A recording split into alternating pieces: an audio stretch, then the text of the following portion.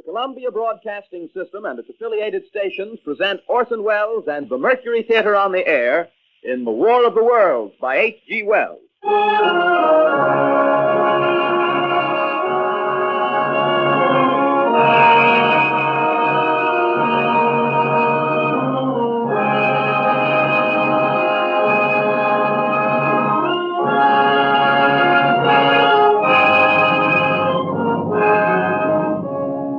Ladies and gentlemen, the director of the Mercury Theater and star of these broadcasts, Orson Welles. We know now that in the early years of the 20th century, this world was being watched closely by intelligences greater than man's, and yet as mortal as his own. We know now that as human beings busied themselves about their various concerns, they were scrutinized and studied, perhaps almost as narrowly as a man with a microscope might scrutinize the transient creatures that swarm and multiply in a drop of water. With infinite complacence, people went to and fro over the earth about their little affairs, serene in the assurance of their dominion over this small, spinning fragment of solar driftwood, which by chance or design, man has inherited out of the dark mystery of time and space. Yet across an immense ethereal gulf, minds that are to our minds as ours are to the beasts in the jungle, intellects, vast, cool, and unsympathetic, regarded this earth with envious eyes and slowly and surely drew their plans against us. In the 39th year of the 20th century came the Great Disillusionment. It was near the end of October. Business was better. The war scare was over. More men were back at work. Sales were picking up. On this particular evening, October 30th, the Crosley service estimated that 32 million people were listening in on radios. For the next 24 hours, not much change in temperature. A slight atmospheric disturbance of undetermined origin is reported over Nova Scotia, causing a low-pressure area to move down rather rapidly over the northeastern states, bringing a forecast of rain accompanied by winds of light gale force. Maximum temperature 66, minimum 48. This weather report comes to you from the Government Weather Bureau. We take you now to the Meridian Room in the Hotel Park Plaza in downtown New York, where you will be entertained by the music of Raymond Raquello and his orchestra.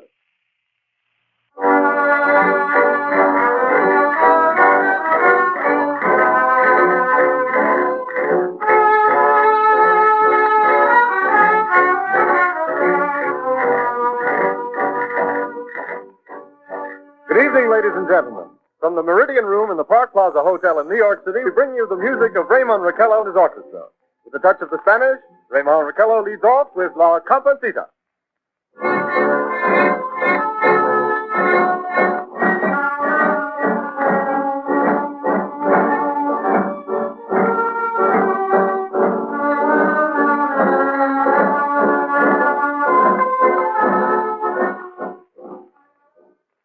Ladies and gentlemen, we interrupt our program of dance music to bring you a special bulletin from the Intercontinental Radio News. At 20 minutes before 8 Central Time, Professor Farrell of the Mount Jennings Observatory, Chicago, Illinois, reports observing several explosions of incandescent gas occurring at regular intervals on the planet Mars. The spectroscope indicates the gas to be hydrogen and moving toward the Earth with enormous velocity. Professor Pearson of the observatory at Princeton confirms Farrell's observation and describes the phenomenon as, quote, like a jet of blue flame shot from a gun, unquote. We now return you to the music of Raymond Raquello, playing for you in the Meridian Room of the Park Plaza Hotel, situated in downtown New York.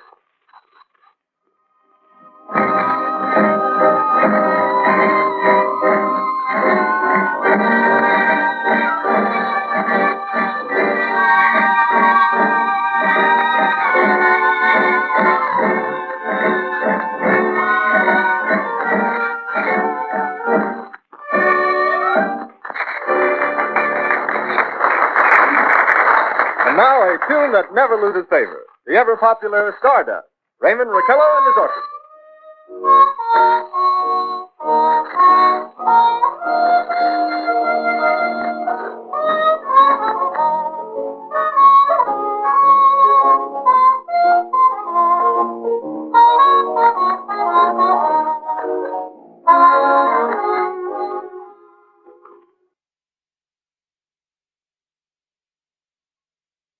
Ladies and gentlemen, following on the news given in our bulletin a moment ago, the Government Meteorological Bureau has requested the large observatories of the country to keep an astronomical watch on any further disturbances occurring on the planet Mars. Due to the unusual nature of this occurrence, we have arranged an interview with a noted astronomer, Professor Pearson, who will give us his views on this event. In a few moments, we will take you to the Princeton Observatory at Princeton, New Jersey. We return you until then to the music of Raymond Raquello and his orchestra.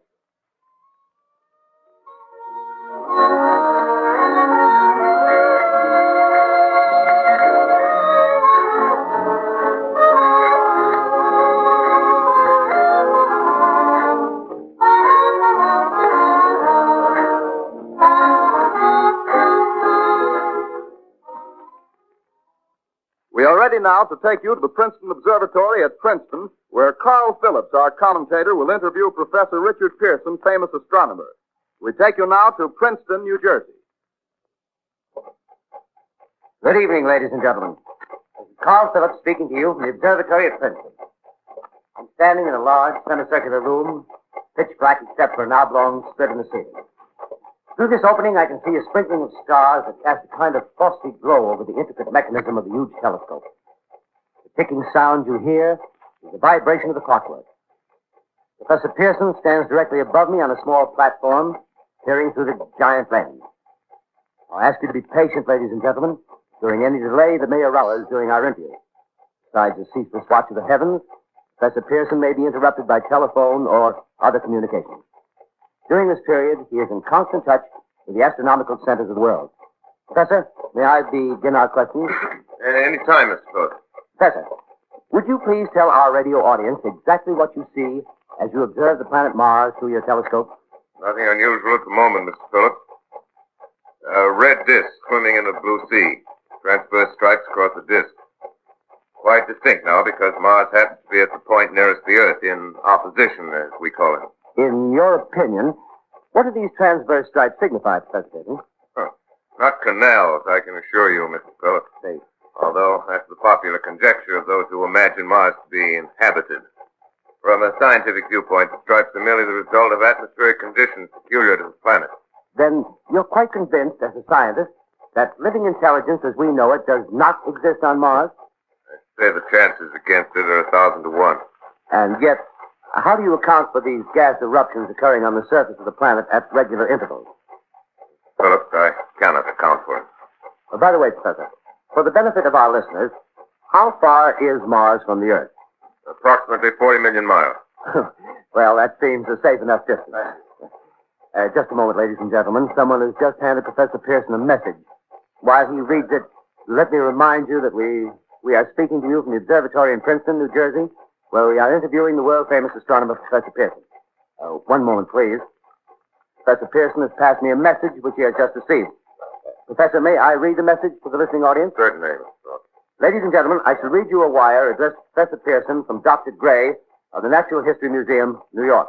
Quote, 9:15 p.m. Eastern Standard Time. Seismograph registered shock of almost earthquake intensity occurring within a radius of 20 miles of Princeton. Please investigate. Signed, Lloyd Gray, Chief of Astronomical Division. Unquote. Professor Pearson, could this occurrence possibly have something to do with the disturbances observed on the planet Mars? Hardly, Mr. Phillips. This is probably a meteorite of unusual size, and its arrival at this particular time is merely a coincidence. However, we shall conduct a search as soon as daylight permits. Thank you, Professor. Ladies and gentlemen, for the past 10 minutes, we've been speaking to you from the observatory at Princeton, bringing you a special interview with Professor Pearson, noted astronomer. This is Carl Phillips speaking. We are returning you now to our New York studio.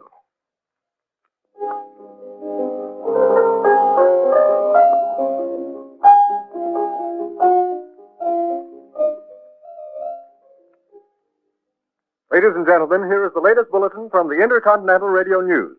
Toronto, Canada.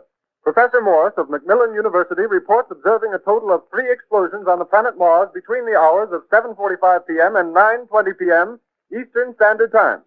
This confirms earlier reports received from American observatories. Now, nearer home, comes a special bulletin from Trenton, New Jersey. It is reported that at 8:50 p.m., a huge flaming object, believed to be a meteorite, fell on a farm in the neighborhood of Grover's Mill, New Jersey, 22 miles from Trenton. The flash in the sky was visible within a radius of several hundred miles, and the noise of the impact was heard as far north as Elizabeth. We have dispatched a special mobile unit to the scene, and we'll have our commentator, Carl Phillips, give you a word picture of the scene as soon as he can reach there from Princeton. In the meantime, we take you to the Hotel Martinet in Brooklyn, where Bobby Millett and his orchestra are offering a program of dance music.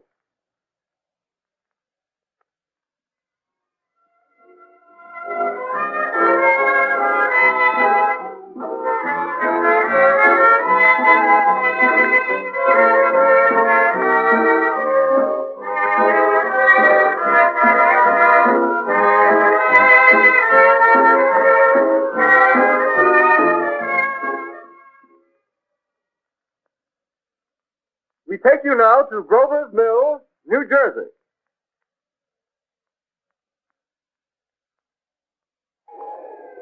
Ladies and gentlemen, this is Carl Phillips again, out at the Wilmot Farm, Grover's Mill, New Jersey. Professor Pearson and myself made the 11 miles from Princeton in 10 minutes. Well, I hardly know where to begin. Paint for you a word picture of a strange scene before my eyes, but something out of a modern Arabian night. Well, I just got here. I haven't had a chance to look around yet. I guess that's it. Yes, I guess that's the thing directly in front of me. Half buried in a vast pit. Must have struck with terrific force. The ground is covered with splinters of a tree. It must have struck on its way down. What I can see of the object itself doesn't look very much like a meteor. At least not the meteors I've seen. It looks more like a huge cylinder. Has a diameter of, what would you say, Professor Pearson? What's that?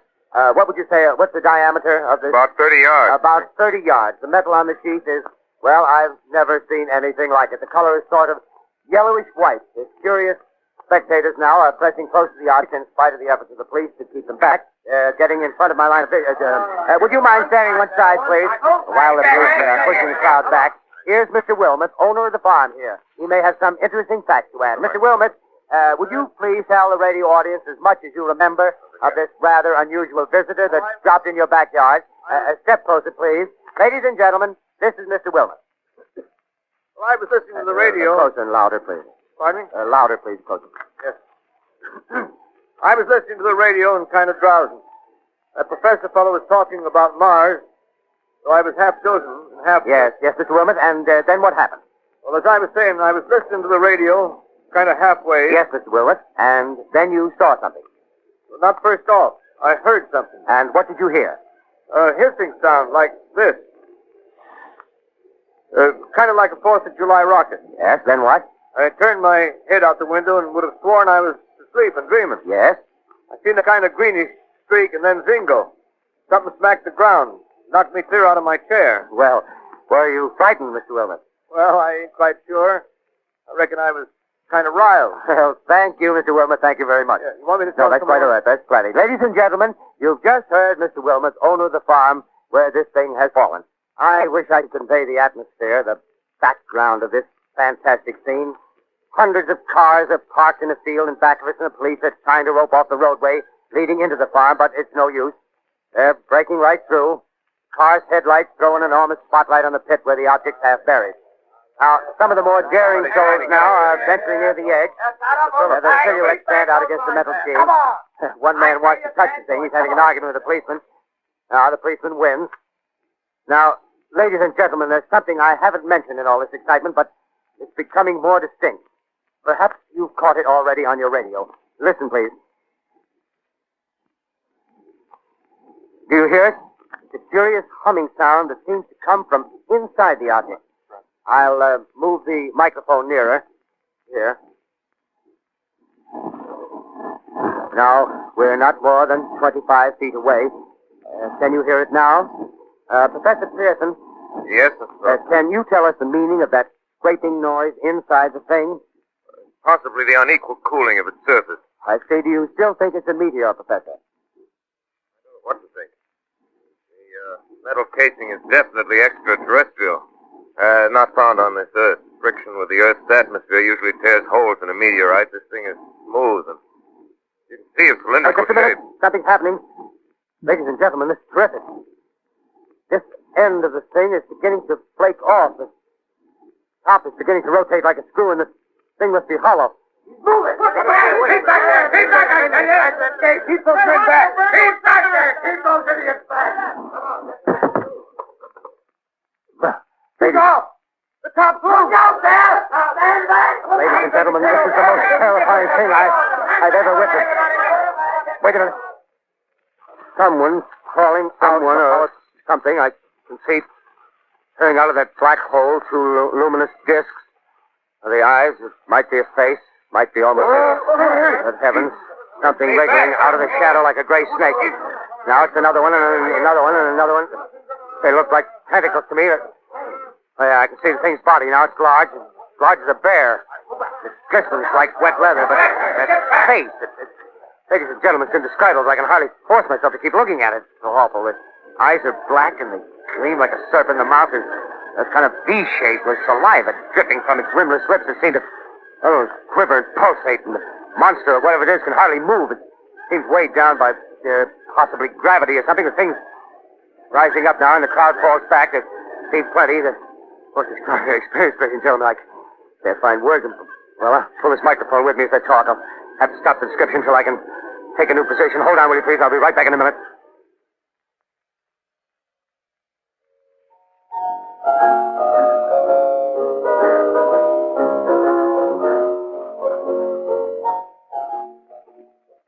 We are bringing you an eyewitness account of what's happening on the Wilmuth Farm, Grover's Mill, New Jersey.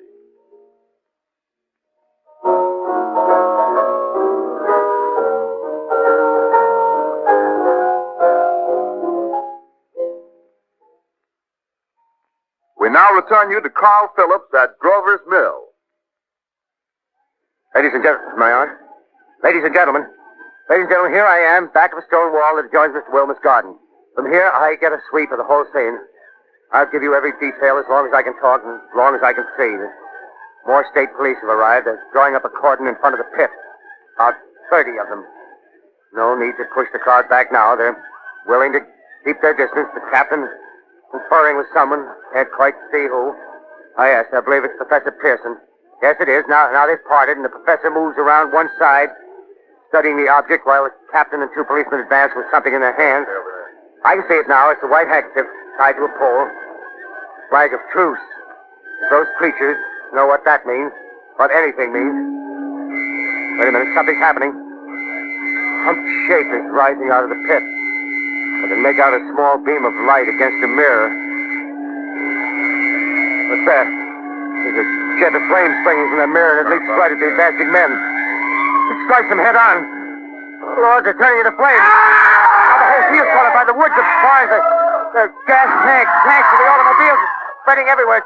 Coming this way now, about 20 yards to my right.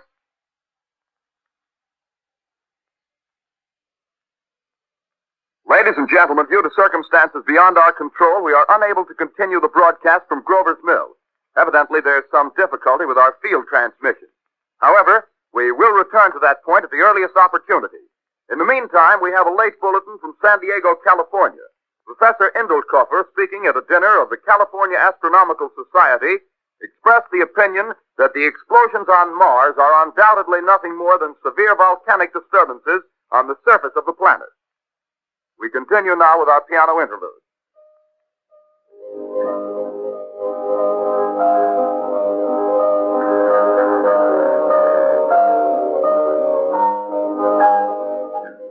Ladies and gentlemen, I've just been handed a message that came in from Grover's Mill by telephone. Just one moment, please. At least 40 people, including 6 state troopers, lie dead in a field east of the village of Grover's Mill. Their bodies burned and distorted beyond all possible recognition. The next voice you hear will be that of Brigadier General Montgomery Smith, commander of the state militia at Trenton, New Jersey. I have been requested by the governor of New Jersey to place the counties of Mercer and Middlesex as far west as Princeton and east to Jamesburg under martial law. No one will be permitted to enter this area except by special pass issued by state or military authorities. 4 companies of state militia are proceeding from Trenton to Grover's Mill and will aid in the evacuation of homes within the range of military operations. Thank you. You have just been listening to General Montgomery Smith, commanding the state militia at Trenton. In the meantime, further details of the catastrophe at Grover's Mill are coming in. The strange creatures, after unleashing their deadly assault, crawled back in their pit and made no attempt to prevent the efforts of the firemen to recover the bodies and extinguish the fire. The combined fire departments of Mercer County are fighting the flames which menace the entire countryside. We have been unable to establish any contact with our mobile unit at Grover's Mill, but we hope to be able to return you there at the earliest possible moment. In the meantime, we take you to... Just one moment, please. Ladies and gentlemen, I have just been informed that we have finally established communication with an eyewitness of the tragedy. Professor Pearson has been located at a farmhouse near Grover's Mill, where he has established an emergency observation post. As a scientist, he will give you his explanation of the calamity. The next voice you hear will be that of Professor Pearson, brought to you by direct wire. Professor Pearson. Of the creatures in the rocket cylinder at Grover's Mill, I can give you no authoritative information either as to their nature, their origin, or their purposes here on Earth. Of their destructive instrument, I might venture some conjectural explanation. For want of a better term, I shall refer to the mysterious weapon as a heat ray. It's all too evident that these creatures have scientific knowledge far in advance of our own. It's my guess that in some way they are able to generate an intense heat in a chamber of practically absolute non-conductivity. This intense heat they project in a parallel beam against any object they choose by means of a polished parabolic mirror of unknown composition, much as the mirror of a lighthouse projects a beam of light. That is my conjecture of the origin of the heat ray. Thank you, Professor Pearson. Ladies and gentlemen, here is a bulletin from Trenton. It is a brief statement informing us that the charred body of Carl Phillips has been identified in the Trenton Hospital. Now here's another bulletin from Washington, D.C. The Office of the Director of the National Red Cross reports 10 units of Red Cross emergency workers have been assigned to the headquarters of the state militia, stationed outside of Grover's Mill, New Jersey. Here's a bulletin from State Police, Princeton Junction. The fires at Grover's Mill and vicinity are now under control. Scouts report all quiet in the pit, and there is no sign of life appearing from the mouth of the cylinder. Now, ladies and gentlemen, we have a special statement from Mr. Harry McDonald, Vice President in charge of operations.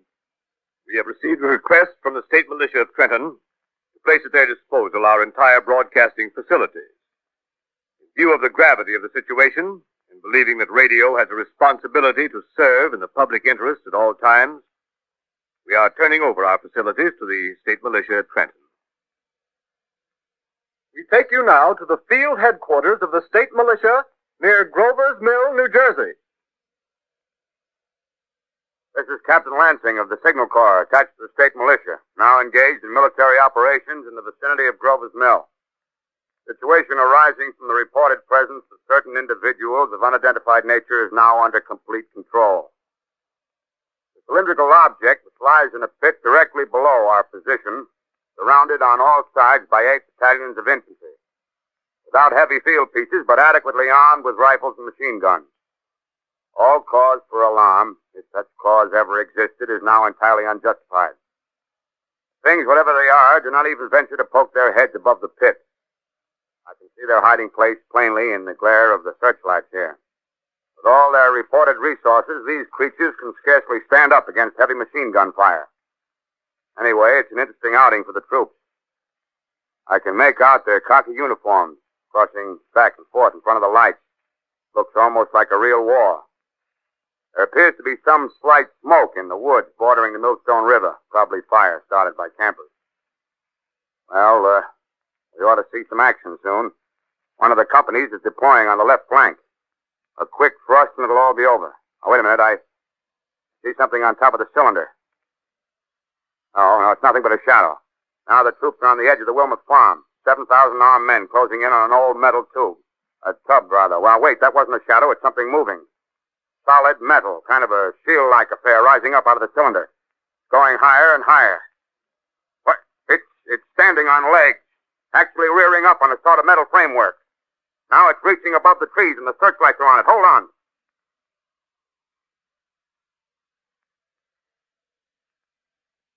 Ladies and gentlemen, I have a grave announcement to make. Incredible as it may seem, both the observations of science and the evidence of our eyes lead to the inescapable assumption that those strange beings who landed in the Jersey farmlands tonight are the vanguard of an invading army from the planet Mars. The battle which took place tonight at Grover Mills has ended in one of the most startling defeats ever suffered by an army in modern times. 7,000 men armed with rifles and machine guns pitted against the single fighting machine of the invaders from Mars. 120 known survivors. The rest strewn over the battle area from Grover's Mill to Plainsboro, crushed and trampled to death under the metal feet of the monster, or burned to cinders by its heat ray. The monster is now in control of the middle section of New Jersey and has effectively cut the state through its center. Communication lines are down from Pennsylvania to the Atlantic Ocean. Railroad tracks are torn and service from New York to Philadelphia discontinued, except routing some of the trains through Allerton and Phoenixville. Highways to the north, south, and west are clogged with frantic human traffic. Police and army reserves are unable to control the mad flight. By morning, the fugitives will have swelled Philadelphia, Camden, and Trenton. It is estimated to twice their normal population. Martial law prevails throughout New Jersey and eastern Pennsylvania.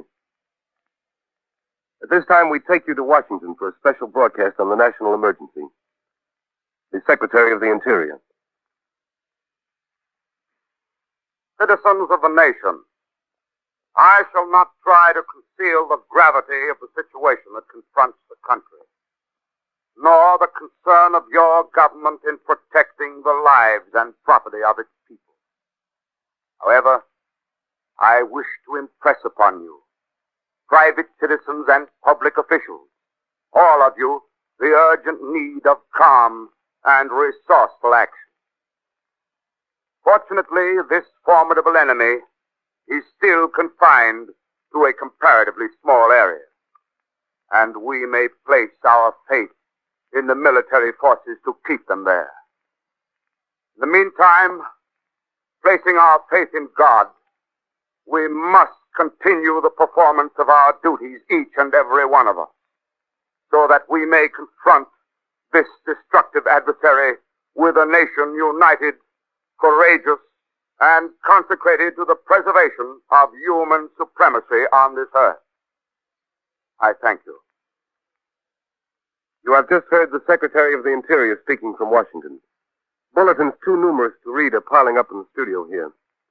We're informed that the central portion of New Jersey is blacked out from radio communication due to the effect of the heat ray upon power lines and electrical equipment.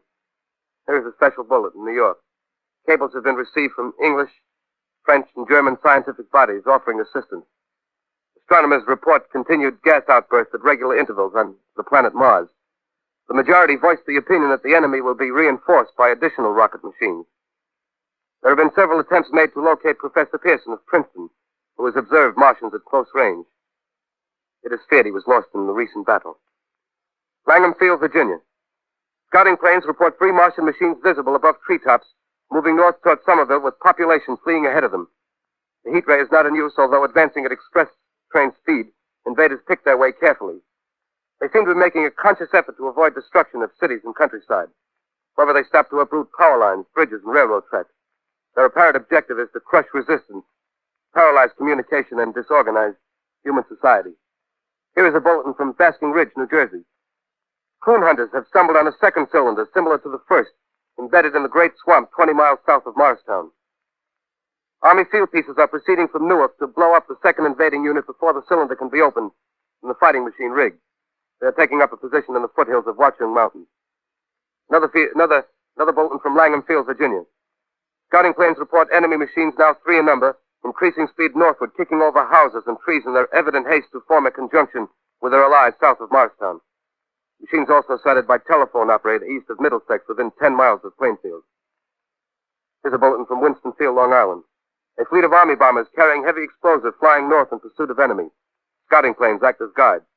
They keep the speeding enemy in sight. Just a moment, please, ladies and gentlemen.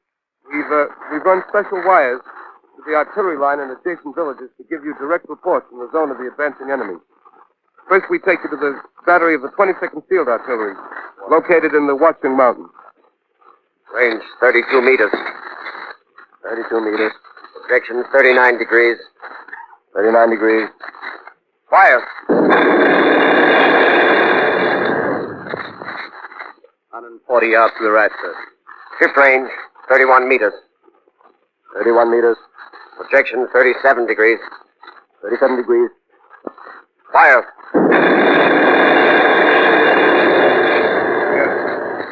Hit, sir. Got the tripod of one of them. They're stopped. The others are trying to repair it. Quick, get the range. Shift 30 meters. 30 meters. Projection 27 degrees. 27 degrees. Fire.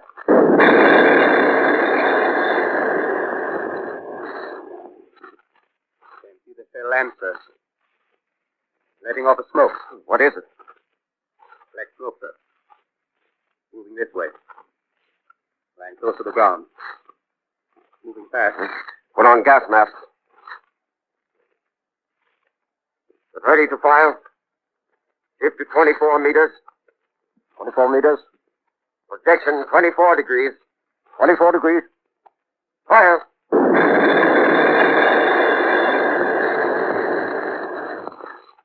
Still can't see, sir. Smoke's coming nearer. Get the range. 33 meters. 23 meters.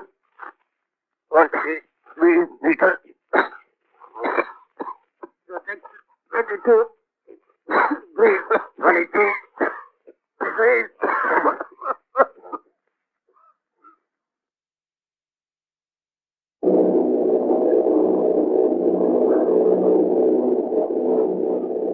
Army bombing plane B-843 off Bayonne, New Jersey. Lieutenant Vogt, commanding 8 bombers, reporting to Commander Fairfax, Langham Field. This is Vogt reporting to Commander Fairfax, Langham Field. Enemy tripod machines now in sight.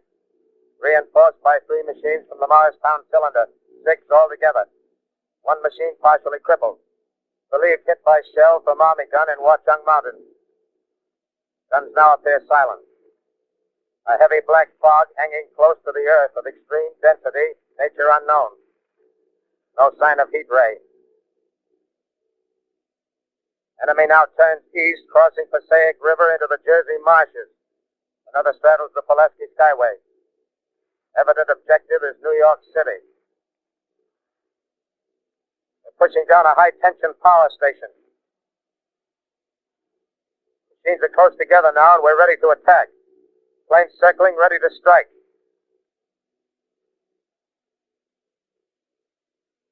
A 1,000 yards, and we'll be over the first.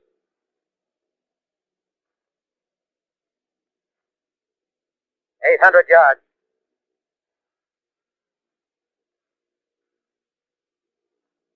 $600.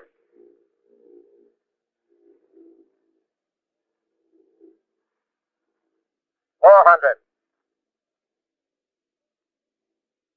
$200. There they go. Giant arm raised. Green flash.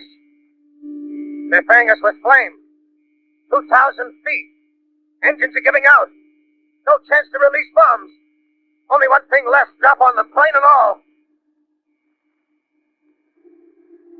We're diving on the first one.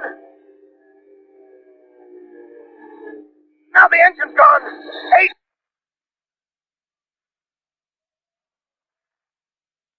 This is Bayonne, New Jersey, calling Langham Field. This is Bayonne, New Jersey, calling Langham Field. Come in, please. Langham Field. Go ahead. 8 Army bombers in engagement with enemy tripod machines over Jersey Flats. Engines incapacitated by heat ray. All crashed. 1 enemy machine destroyed. Enemy now discharging heavy black smoke in direction of Newark, New Jersey. Newark, New Jersey. Warning. Poisonous black smoke pouring in from Jersey marshes. Reaches South Street. Gas mask useless. Urge population move into open spaces.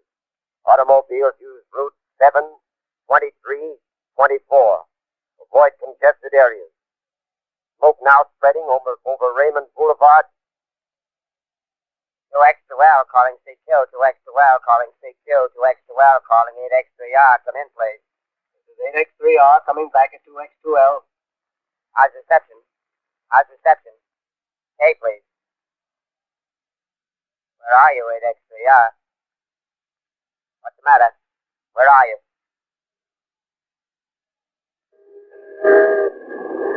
I'm speaking from the roof of Broadcasting Building. I'm speaking from the roof of Broadcasting Building, New York City. The bells you hear are ringing to warn the people to evacuate the city as Martians approach.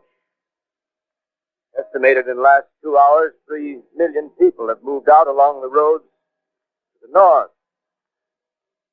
Hutchison River Parkway is still kept open for motor traffic. Floyd bridges to Long Island, hopelessly jammed. All communication with Jersey Shore closed 10 minutes ago. No more defenses. Our army is wiped out. Artillery, Air Force, everything wiped out. This may be the last broadcast. We'll stay here to the end. People are holding service here below us in the cathedral. Now I look down the harbor, all manner of boats, overloaded with fleeing population pulling out from docks. Streets are all jammed. Noise in crowds like New Year's Eve in city. Wait a minute. The enemy's now in sight above the palisades. Five great machines. First one is crossing the river. I can see it from here, wading the Hudson like a man wading through a brook. A bulletin is handed me.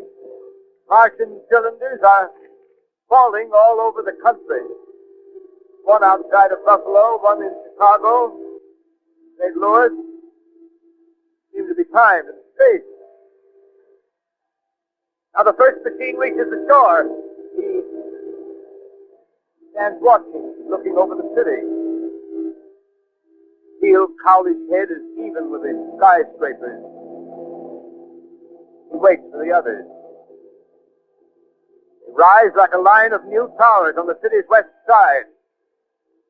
Now they're lifting their metal hands. This is the end now. Smoke comes out, black smoke drifting over the city. People in the streets see it now. They're running toward the East River, thousands of them, dropping in like rats. Now the smoke's spreading faster. It reaches Times Square. People are trying to run away from it, but it's no use. They're falling like flies. Now the smoke crossing 6th Avenue. 5th Avenue. 100 yards away. It's 50 feet.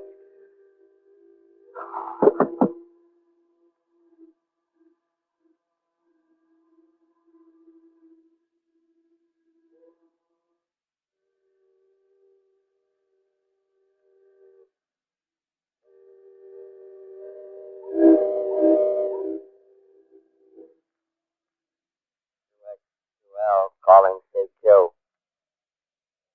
2X2L calling CQ. 2X2L calling CQ, New York. Is there anyone on the air? Is there anyone on the air? Is there anyone? 2X2L.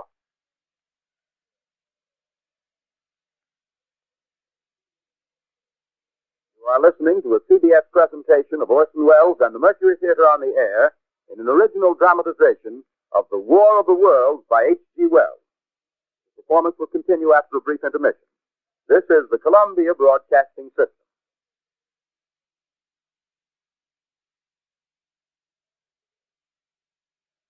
The War of the Worlds by H.G. Wells, starring Orson Welles and the Mercury Theater on the Air.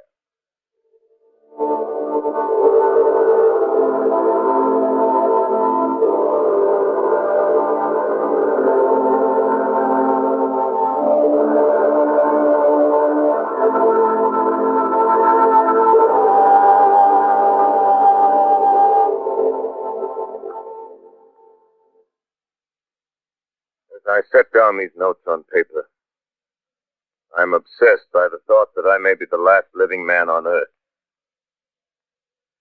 I've been hiding in this empty house near Grover's Mill, a small island of daylight cut off by the black smoke from the rest of the world.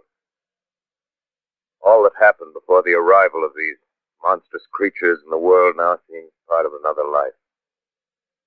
A life that has no continuity with the present. Furtive existence of the lonely derelict who pencils these words on the back of some astronomical notes bearing the signature of Richard Pearson. Look down at my blackened hand. Try to connect them with a professor who lives at Princeton and who, on the night of October 20th, glimpsed through his telescope an orange splash of light on a distant planet. My wife, my colleagues, my students, my books, my observatory, my world.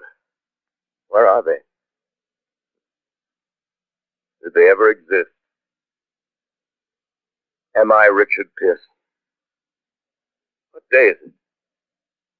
Do days exist without calendars? Does time pass when there are no human hands left to wind the clocks? Writing down my daily life, I tell myself I shall preserve human history between the dark covers of this little book that was meant to record the movements of the stars. But to write, I must live, and to live, I must eat. Find molded bread in the kitchen and an orange not too spoiled to swallow. Keep watch at the window. Time to time, I catch sight of a Martian above the black smoke. Smoke still holds the house in its black coil, but length there's a hissing sound, and suddenly I see a Martian mounted on his machine, spraying the air with a jet of steam as if to dissipate the smoke. I watch in a corner as his huge metal legs nearly brush against the house. Exhausted by terror, I fall asleep. Morning. Sun streams from the window. Black cloud of gas is lifted, and the scorched meadows to the north look as though a black snowstorm had passed over them. I venture from the house. I make my way to a road, no traffic. Here and there, a wrecked car, baggage overturned, a blackened skeleton. Push on north. For some reason, I feel safer trailing these monsters than running away from them. And I keep a careful watch. I've seen the Martians feed. Should one of their machines appear over the top of trees, I'm ready to fling myself flat on the earth. Come to a chestnut tree. Chestnuts are right. Fill my pockets. Keep a line. 2 days I wander in a vague northerly direction through a desolate world. Finally, I noticed a living creature. A small red squirrel in a beech tree. I stare at him and wonder. He stares back at me. I believe at that moment the animal and I shared the same emotion. Joy of finding another living being. Push on north. I find dead cows in a brackish field, and beyond the charred ruins of a dairy and a silo, remain standing guard over the wasteland like a lighthouse, deserted by the sea. Astride the silo perches a weathercock. The arrow points north. North. Next day, I come to a city. City vaguely familiar in its contours, yet its buildings strangely dwarfed and leveled off as if a giant had sliced off its highest towers with a capricious sweep of his hand. Reached the outskirts, I found Newark. Newark, undemolished but humbled by some whim of the advancing Martians. Presently, with an odd feeling of being watched, I caught sight of something crouching in a doorway. I made a step towards it. Rose up and became a man. Man armed with a large knife. Stop. I come from many places. A long time ago from Princeton. Princeton, huh? Near Grover's Mill. Yes. Grover's Mill. There's no food here. This is my country. All this end of town down the river. There's only food for one. Which way are you going? I don't know. I guess I'm looking for people. What was that? You hear something just then? No. Only a bird. A live bird. You get to know that birds have shadows these days. Hey, we're in the open here. Let's crawl in this doorway here and talk. Have you seen any Martians? No. They're going over to New York. Night, the sky's alive with their lights. Just as if people were still living in it. By daylight, you can't see them. 5 days ago, a couple of them carried something big across the flats from the airport. I think they're learning how to fly. Fly? Yeah, fly. Well, it's all over with humanity. Stranger, there's still you and I. 2 of us left. They got themselves in solid. They wrecked the greatest country in the world. Those green stars, they're probably falling somewhere every night. They've only lost one machine. There isn't anything to do. We're done. We're licked. Where were you? You're in a uniform. Yeah, what's left of it. I was in the militia. National Guard. That's good. There wasn't any war. Any more than there's war between men and ants. Yes, but we're eatable ants. I found that out. What'll they do to us? I filled it all out. Right now, we're caught as we're wanted. The Martian only has to go a few miles to get a crowd on the run. If they won't keep on doing that, they'll begin catching us systematic, like keeping the best and storing us in cages and things. They haven't begun on us yet. Not begun? Not begun. All that's happened so far is because we don't have sense enough to keep quiet. Bothering them with guns and such stuff and losing our heads and rushing off in crowds. Instead of our rushing around blind, we gotta fix ourselves up. Fix ourselves up according to the way things are now. Cities, nations, civilization, progress. Yes, but if that's so, what is there to live for? Well, there won't be any more concerts for 1,000,000 years or so, and no nice little dinners at restaurants. If it's amusement you're after, I guess the game's up. What is there left? Life, that's what. I want to live. Yeah, and so do you. We're not going to be exterminated. I don't mean to be caught either. Tamed and fattened and bred like an ox. What are you going to do? I'm going on. Right under their feet.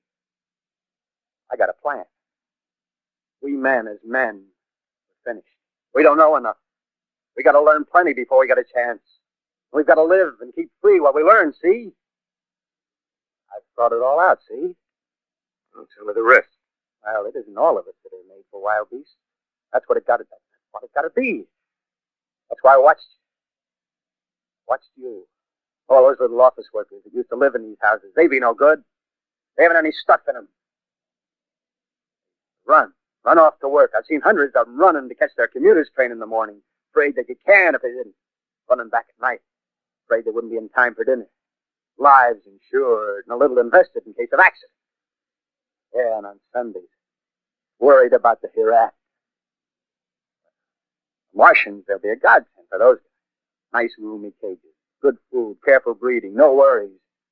Yeah, after a week or so of chasing around the fields on empty stomachs, they'll come and be glad to be caught. You've thought it all out, haven't you? Sure, you bet I have. That isn't all. These Martians are going to make pets of them. Train them to do tricks. Who knows, get sentimental over the pet boy who grew up and had to be killed. Yeah. Some maybe. They'll train to hunt us. Possible. Yes, they will. There's men who do it gladly. But Meantime, you and I and others like us, where are we to live when the Martians own the Earth? I got it all figured out. To live underground. I've been thinking about the sewers. Under New York, there are miles and miles of them. The main ones, they're big enough for anybody. And there's cellars, vaults, Underground storerooms, railway tunnels, subways. Begin to see. We've got a bunch of strong men together. No weakness. That rubbish, out. As you meant me to go. Give you a chance, didn't Won't quarrel about that. Go on. you? Got to make safe places for us to stay in, see? Get all the books we can. Science books. That's where men like you come in, see? We raid the museums. We'll even spy on the Martians. May not be so much we have to learn before... Just imagine this. 4 or 5 of their own fighting machines suddenly start off. Heat rays right and left. Not a Martian in them. Not a Martian in them, see? But men. Men who've learned the way how. Naively in our time. Gee. Imagine having one of them lovely things with a heat ray wide and free. We'd turn it on Martians. We'd turn it on men. We'd bring everybody down on their knees. That's your plan. You. Me. More.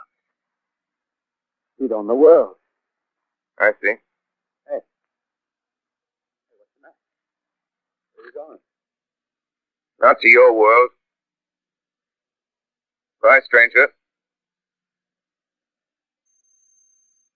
Well, after parting with the artilleryman, I came at last to the Holland Tunnel, entered that silent tube. Anxious to know the fate of the great city on the other side of the Hudson. Cautiously, I came out of the tunnel and made my way up Canal Street. Reached 14th Street, and there again were black powder and several bodies and an evil, ominous smell from the gratings of the cellars of some of the houses. I wandered up through the 30s and 40s, stood alone on Times Square, caught sight of a lean dog running down 7th Avenue with a piece of dark brown meat in his jaws and a pack of starving mongrels at his heels. Made a wide circle around me as though he feared I might prove a fresh competitor. Walked up Broadway in the direction of that strange powder, past silent shop windows, displaying their mute wares to empty sidewalks. Past the Capitol Theater, silent, dark. Past a shooting gallery where a row of empty guns faced an arrested line of wooden ducks. Near Columbus Circle, I noticed models of 1939 motor cars in the showrooms facing empty streets. Over the top of the General Motors building, I watched a flock of black birds circling in the sky. Hurried on. Suddenly, I caught sight of the hood of a Martian machine, standing somewhere in Central Park, gleaming in the late afternoon sun. Insane idea. I rushed recklessly across Columbus Circle and into the park. I climbed a small hill above the pond at 60th Street, and from there I could see standing in a silent row along the mall 19 of those great metal titans, their cowls empty, their steel arms hanging listlessly by their sides. I looked in vain for the monsters that inhabit those machines. Suddenly my eyes were attracted to the immense flock of black birds that hovered directly below me. They circled to the ground. And there before my eyes, stark and silent, lay the Martians with the hungry birds pecking and tearing brown shreds of flesh from their dead bodies. Later, when their bodies were examined in laboratories, it was found that they were killed by the putrefactive and diseased bacteria against which their systems were unprepared. Slain, after all, man's defenses had failed. They were the humblest thing that God, His wisdom, has put upon this earth. Before the cylinder fell, there was a general persuasion that through all the deep of space, no life existed beyond the petty surface of our minute sphere. Now we see further. Dim and wonderful is the vision I've conjured up in my mind of life spreading slowly from this little seedbed of the solar system throughout the inanimate vastnesses of sidereal space. A remote dream, maybe. Maybe that the destruction of the Martians is only a reprieve to them and not to us. The future ordained, perhaps. Strange it now seems to sit in my peaceful study at Princeton, writing down this last chapter of the record. begun at a deserted farm in Grover's Mill. Strange to watch children playing in the streets. Strange to see young people strolling on the green where the new spring grass heals the last black scars of a bruised earth. Strange to watch the sightseers enter the museum where the dissembled parts of a Martian machine are kept on public view. Strange when I recall the time when I first saw it. Bright, clean cut, hard, and silent under the dawn of that last great day.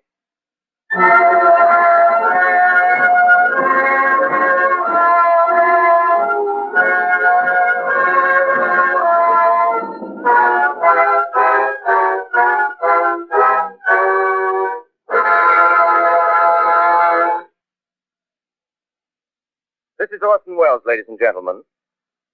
Out of character, to assure you that the War of the Worlds has no further significance than as the holiday offering it was intended to be. The Mercury Theater's own radio version of dressing up in a sheet and jumping out of a bush and saying boo. Starting now, we couldn't soap all your windows and seal all your garden gates. By tomorrow night, so we did the best next thing. We annihilated the world before your very ears and utterly destroyed the CBS. You will be relieved, I hope, to learn that we didn't mean it, and that both institutions are still open for business. So goodbye, everybody, and remember, please, for the next day or so, the terrible lesson you learned tonight. That grinning, glowing, globular invader of your living room is an inhabitant of the pumpkin patch, and if your doorbell rings and nobody's there, that was no Martian, it's Halloween.